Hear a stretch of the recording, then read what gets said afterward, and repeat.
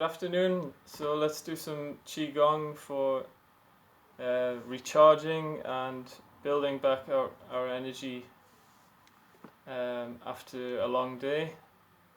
So the kidneys we'll focus on because of the Chinese body clock, and doing some acupressure. So the kidneys are represented in the face reflexology as well. So it's kind of like the head is here and the body is here.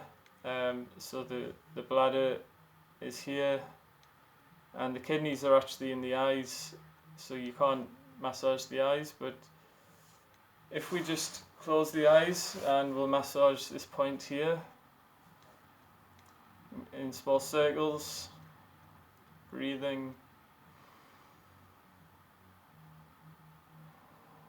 try and relax the eyes.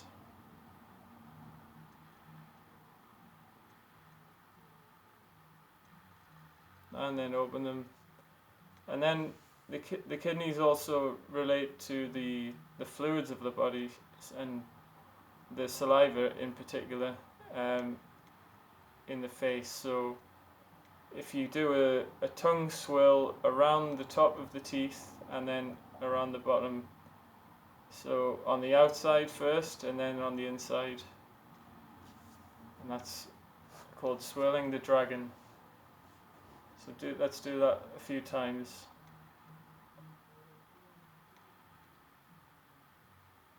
As though you've eaten some mangoes, or maybe you have.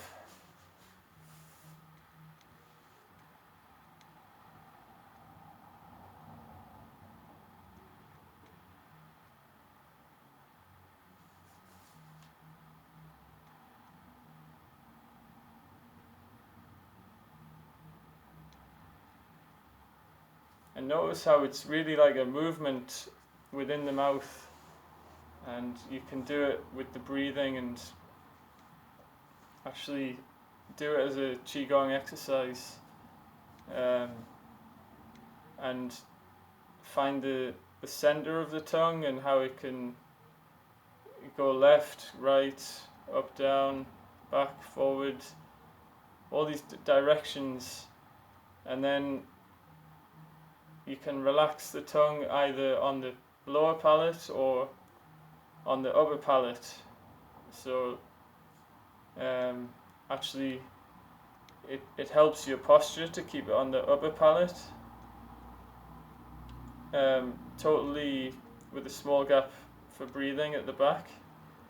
This is called mewing, which is a weird craze that started happening because people want a stronger jawline, but also it helps your breathing, so it has that benefit, and it even changes how you swallow food, because you use your tongue more than you don't use your cheek muscles. It's just that's the job of the tongue. So and that might also align your body posture as well. And good posture and good movement supports good breathing. So it's all complementary. So swirl the dragon, you can do that every day, before a meal or after, and it helps digestion as well. And then massaging the eyes, just warm your hands up and just place them over, and give yourself a few minutes or just a few seconds.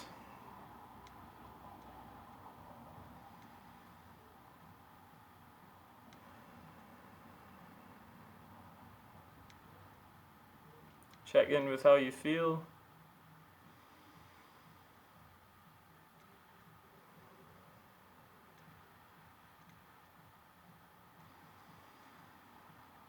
connect with the present moment and the spaciousness around you.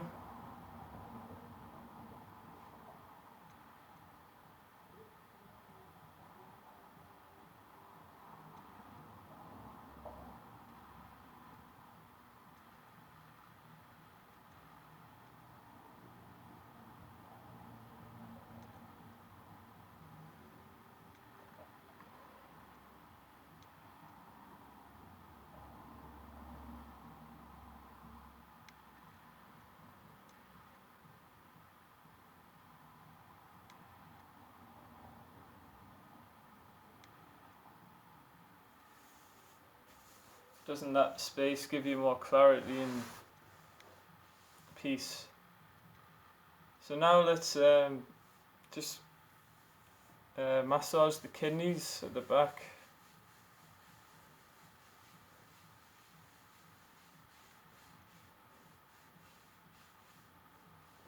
And then come onto the knees.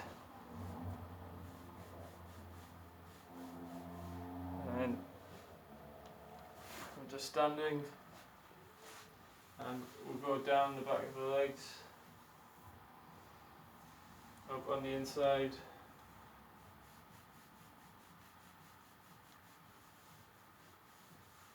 And on the front.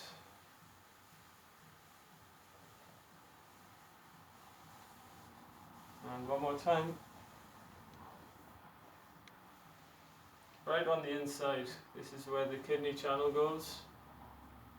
So it's really recharging our chi. And then breathing. And the kidneys actually help to activate energy in the muscles, send oxygen to the muscles somehow. I think, something like that.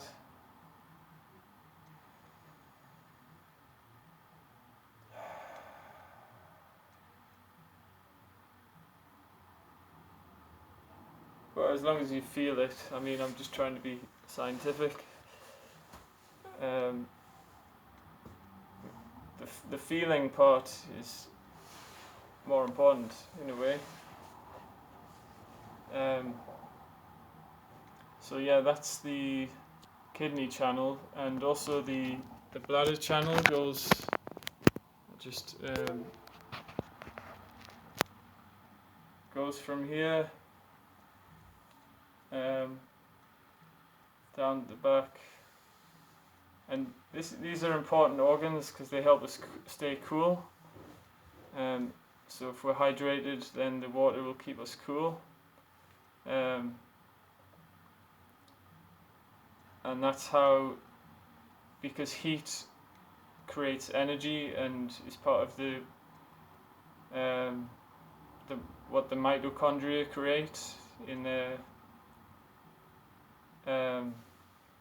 just staying alive. We are producing heat, which is kind of it takes energy to produce heat, so staying cool helps us to conserve energy.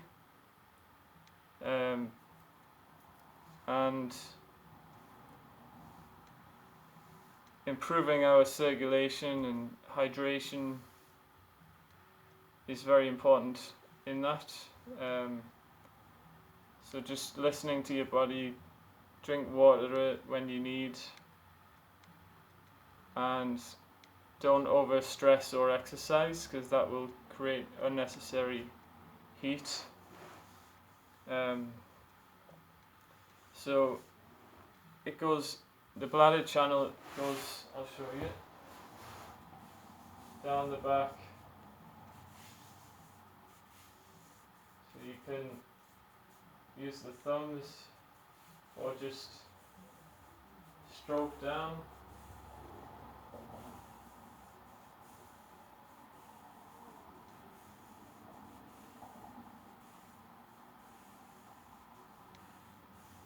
I'm not sure exactly where it is, and then it goes further down the back of the legs and the back of the glutes. So just squeeze and pinch, or be gentle if you prefer a stroke feeling, the gentle touch to soothe the nervous system. And then it goes towards the baby toe. So you can just squeeze on the outside of the foot.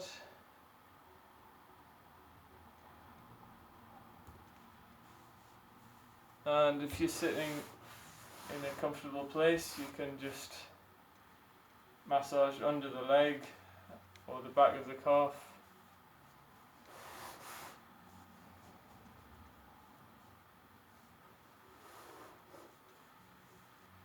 Make sure the circulation is flowing, especially if you've been sitting on these areas. Yeah, and even on the back of the neck.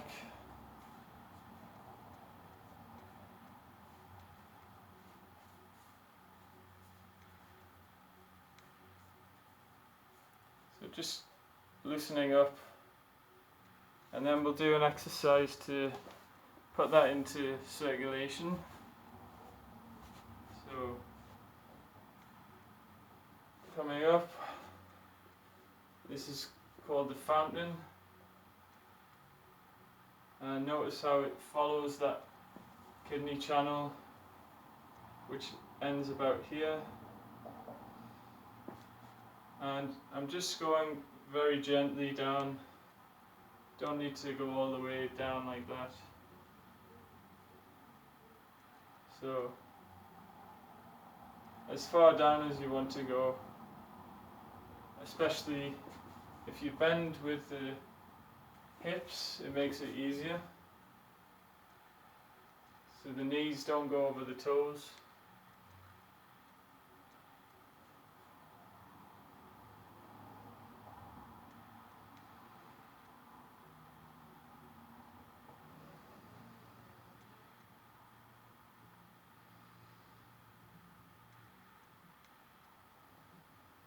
And if you can, try and let the chi guide you, which is the breathing, which is the energy of the earth, and it's the consciousness.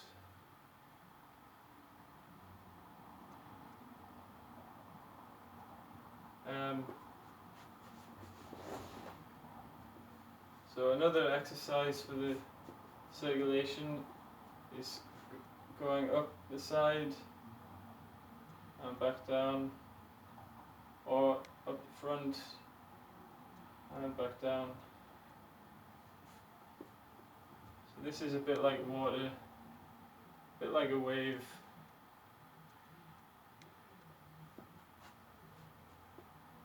And combine the two, or just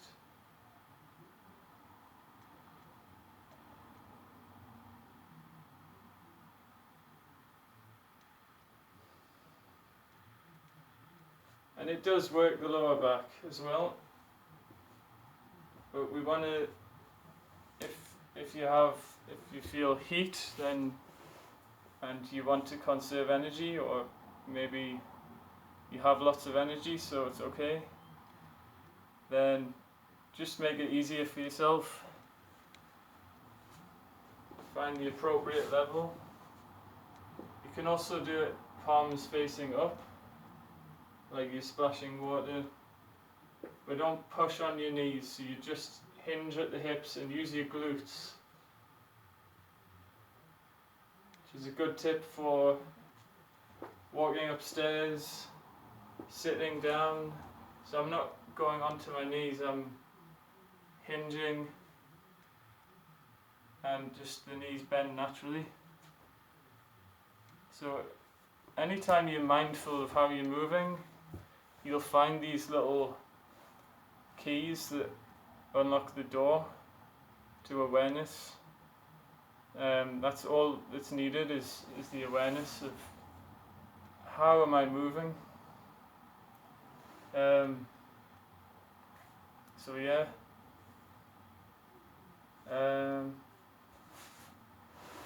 Next we'll do some acupressure. So just here's one point.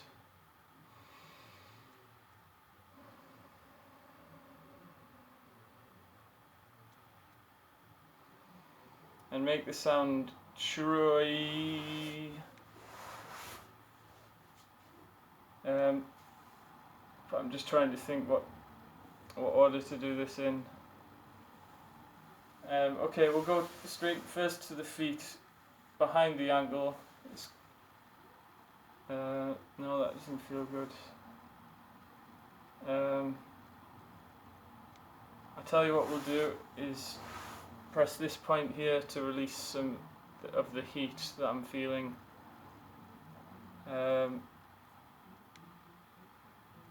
This is a good point for releasing heat. It's like a window, and it's called large intestine 11. And then we'll press small intestine 5. The reason I'm feeling heat is probably because I ate mangoes, which tend to create heat, apparently, unless you dip them in water first, which I forgot to do. And also because I'm working, doing my research and all the sharing information about mitochondria and how to prevent diabetes and all kinds of useful information to someone, and just learning as well. So I always try and bring it back to who I am, which is it's the creative spirit. It's not even I'm not trying to take credit for anything or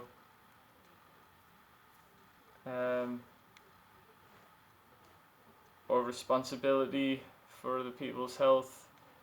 I'm just trying to, this is what I enjoy doing, so if it helps other people, then that's good.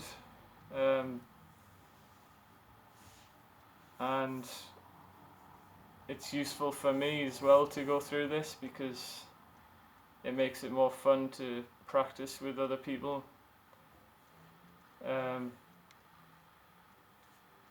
So the next exercise we'll do is a lying down one, and my pillow's gone. Okay, without a pillow, all you do is put one leg down, and we're going to arch the back and then flatten it. This is like a somatic exercise, which is really good for your spine and the psoas muscle, releasing all the tension. You can also do it with the feet up like that, but this just point your toe towards away from you, and that will relax even more. And then do the other side.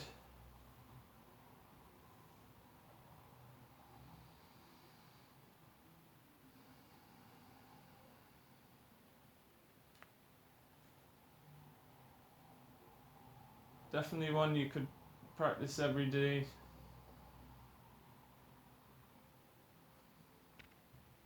And then to roll up, you just turn to the side, swoop that leg under, and you're in this 90-90, almost 60-60, which is very maneuverable because you can You can cross the leg over, you can turn to the other side, you can straighten that leg into this, and then you can go into pigeon if you rotate. So it's very dynamic. And then if you straighten that leg, you can go into lying back down again. And this is even without much use of my hands.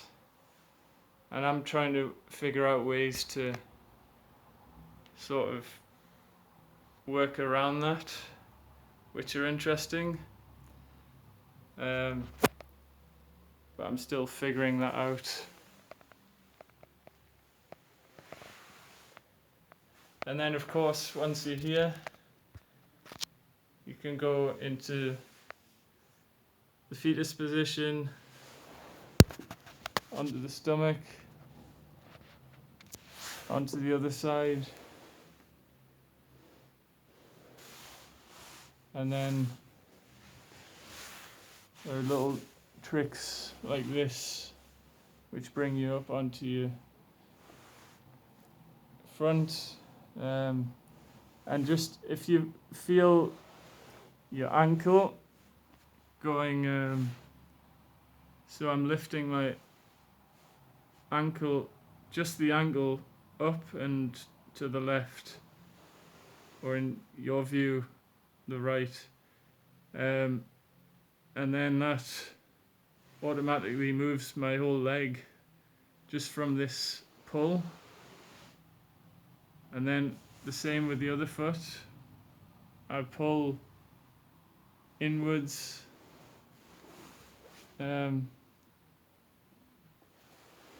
or at the same time.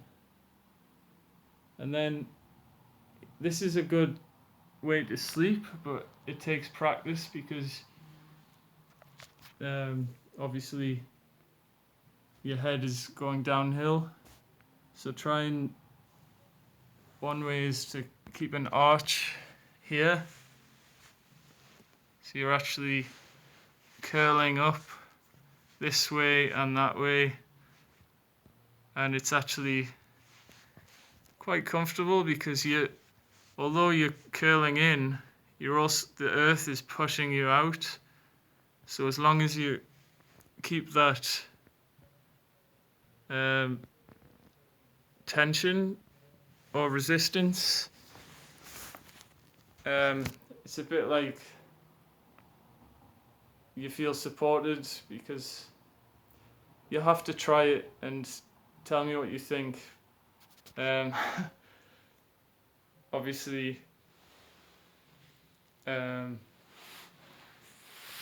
not obviously, it's not the most comfortable to sleep all night like that, but you can try for a short amount of time. So next, what should we do next? I think we've done pretty well. What I did this morning is I get a pebble or a rock, a smooth one, and I just go nice and smoothly across and up. And I try not to go over the bumpy bits. I just try and go in the direction where it's smooth, and if like here it's not comfortable, so I'll do that with my hand.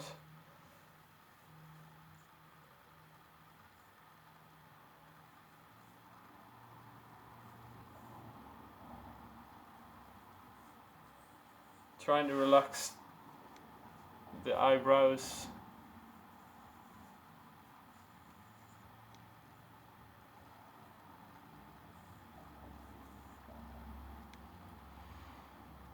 Very gently around the eyes.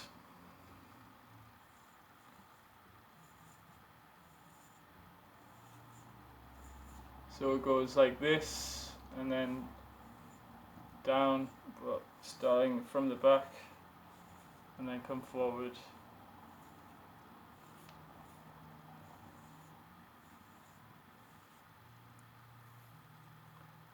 So I'm just going quickly to show you the kind of direction you can go in. Maybe use the hands at certain times. And also consciously relaxing the face, which is part of the body, so think of it like that.